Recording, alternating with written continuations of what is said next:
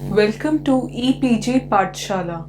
I am Ujasvi Bhalla, a research scholar at Jawaharlal Nehru University, and I am presenting on behalf of Professor Jayseelan.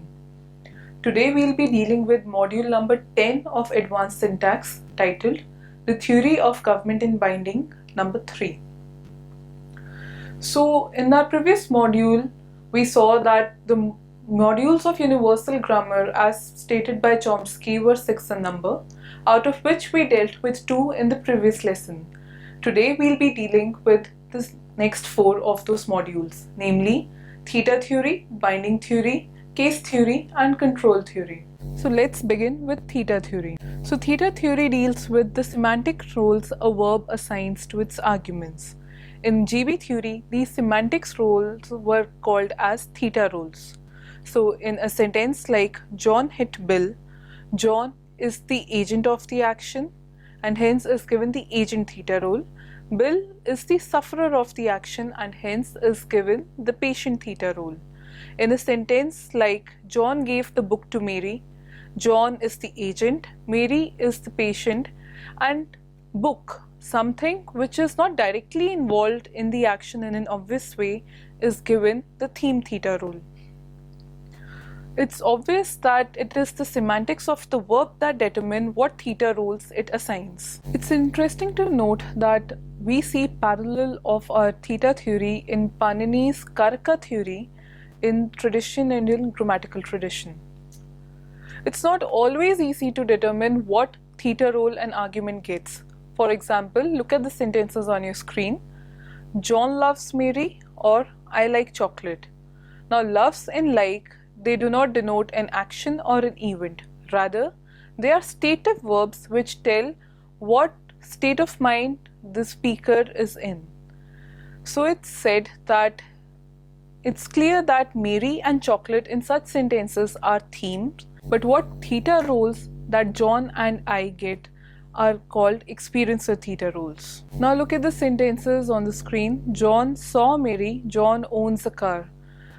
Saw and owning, they are neither cases of actions, events, or of state of minds.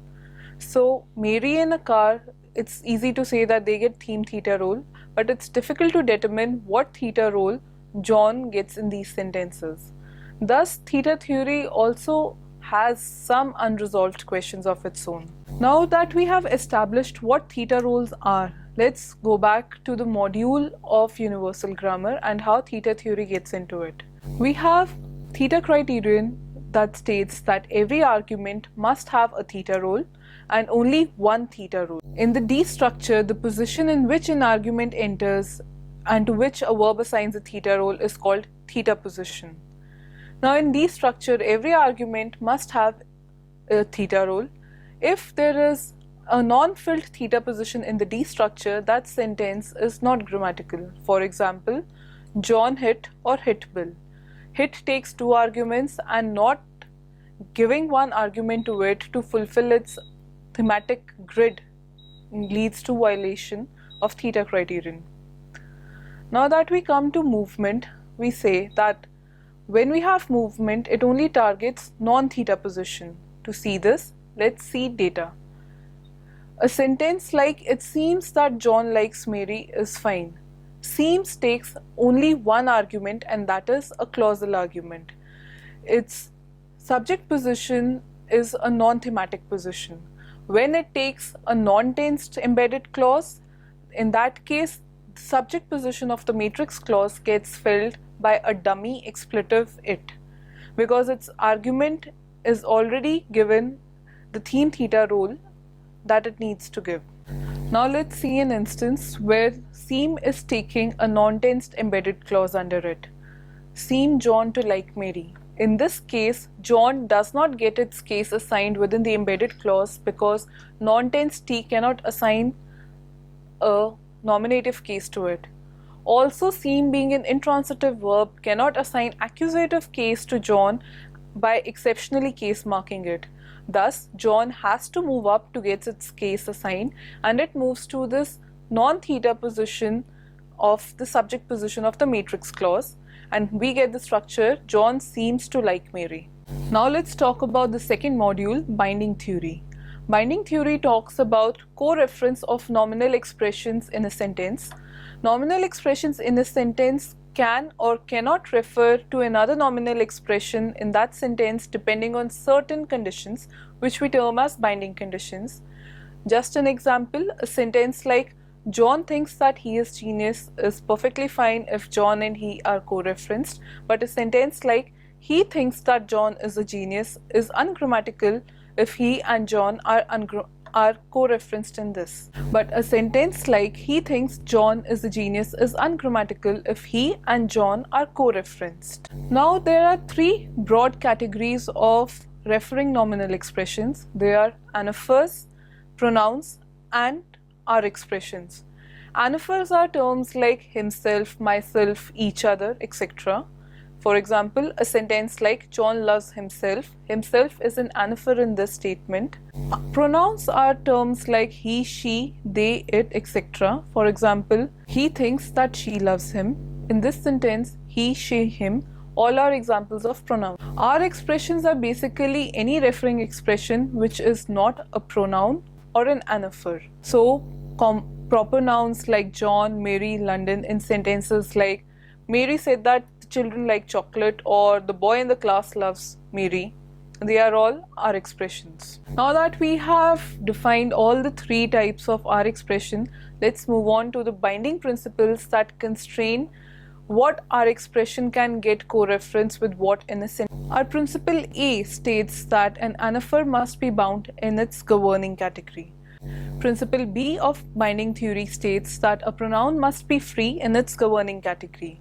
Principle C states that an R expression must be free everywhere. In a sentence like John loves himself, we see that John and himself are co-referenced. To see whether himself is bound by John or not, we also have to check whether himself gets C commanded by John. And by the definition of C command, which we did in our previous module, we see that yes, himself does get C commanded by John. Thus, as himself is both C commanded and co-referenced by John in its domain, thus himself gets bound by John. One thing, the notion of governing category changes or expands theory by theory. For now, let's say that governing category is the minimal clausal domain that our expression exists in. So the term which binds your anaphor is called the antecedent for that anaphor. So let's see examples of application of principle A. The three sentences on the screen in front of you. Let's take them up one by one. Sentence A, John loves himself, as we have already established, is the grammatical case of application of principle A. Second sentence, John's mother loves himself, is ungrammatical if John and himself are co-indexed. Now in this, see that it is John's mother which is C commanding himself and not John itself. Thus, in this sentence, himself does not get bound by John. Thus, it is a violation of principle A and this sentence is ungrammatical. In the third sentence, John thinks that Mary loves himself. C commanding is perfect. John is C commanding himself, but now there is a problem of governing category or domain. Our anaphor is in another domain and our antecedent is in the next higher up domain, which is too far up for it to bound the anaphor down below.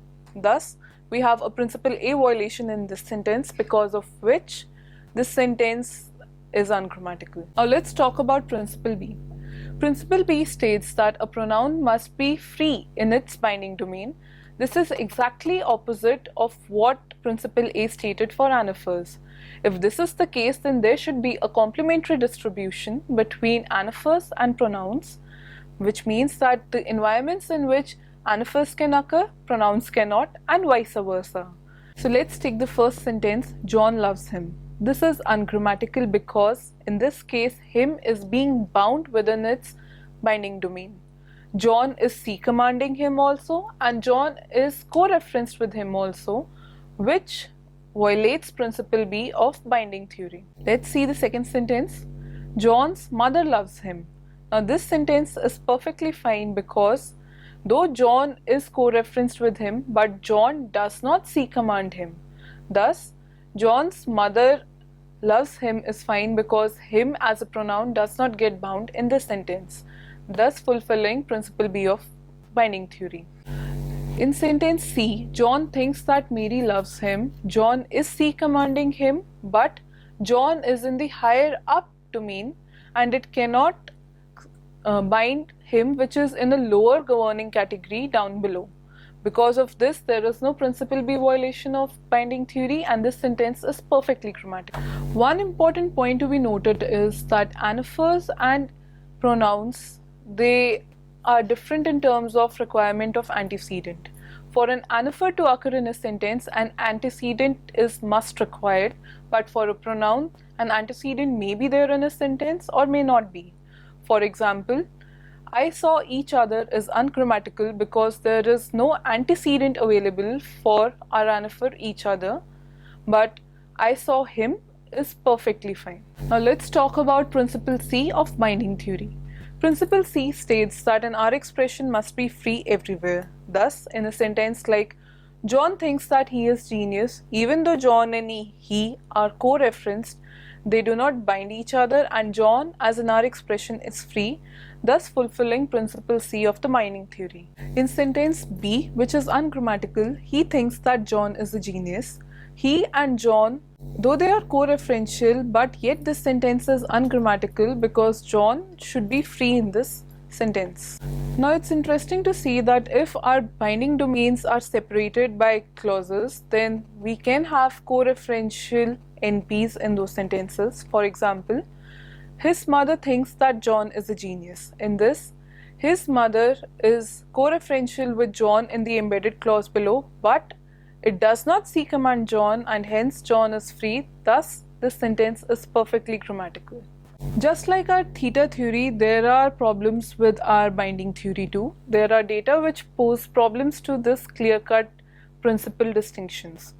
For example, two pair of sentences like John loves his mother, they love each other's children, they are perfectly grammatical. What principle A and principle B stated was that pronouns and anaphors should be in complementary distribution to each other, but in this we see that when we enter the domain of NPs, they can co-occur at the same place. His and each other's both occupy the possessor NP position of a noun. What could be proposed for this?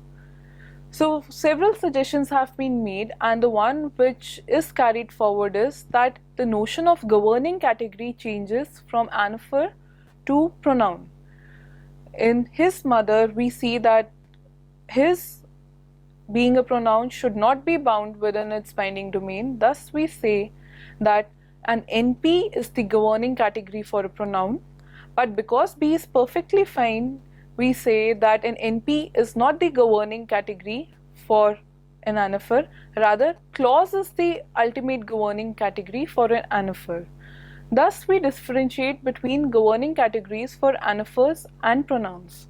Another problem which could be seen is the notion of PPs. Now we see two sentences where we have different types of PPs. John saw a snake near him or ungrammatical near himself versus John tells funny stories about himself versus ungrammatical about him. So now locative PPs could be governing categories for some and other PPs could not be governing categories for others. Move on to the next module, the case theory. Now case theory has only one principle of utmost importance, the case filter. Case filter states that for any NP to exist in a sentence, it must have its case licensed. If there is an NP which is generated in such a position where it did not get case, then it has to move up and get its case licensed. We have seen two phenomena which deal with such type of movement. One was passivization, second was raising. The sentence in front of your screen was eaten the cake. Now in such situations, the direct object of a passive verb cannot get its case licensed by the accusative case of a verb because passive verbs do not have accusative case to give to its argument. Thus, this direct object has to move up to the subject position of the sentence and get nominative case licensed from the T head up in the sentence. So we get the passive sentence, the cake was eaten. Secondly, if we have a non-finite clause as an embedded clause, then the subject of that embedded clause did not get its case licensed from that position, primarily because non-tensed T cannot license nominative case to the subject. Thus, this subject NP moves up to the higher position where it can get its case licensed. This movement, these two phenomena have already been dealt before. What's new now is, now what all heads can license case in GB? One is verb, which licenses accusative case to its object. Another is preposition, which also licenses case to its object. Now, tensed T license nominative case to subject of that clause, and we also have genitive case being licensed to the possessive noun within an NP. Just like the other modules, we also have problems in this module. So you see data in front of you. I gave a pencil to her and I gave her a pencil. In the first sentence, the subject I gets nominative case from the tensed T. The NP, a pencil, gets its accusative case from the verb, and 2 gives case to its object, her.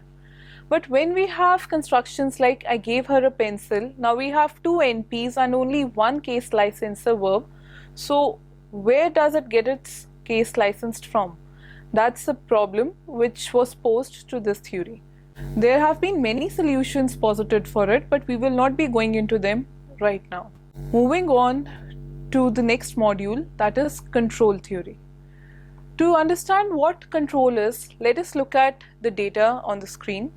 In the sentence in front of you, I tried to leave. We do not have an overt subject specified for the embedded clause, but we understand that the subject of leaving is I itself. So now we introduce a new notion called pro, basically big pro.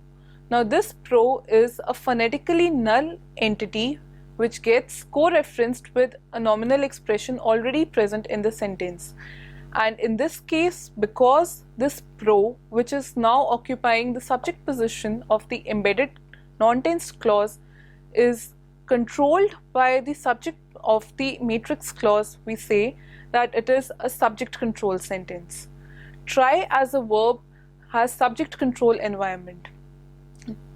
You can see this in the sentence on screen where I and pro are co-indexed and I is controlling the nature of this pro.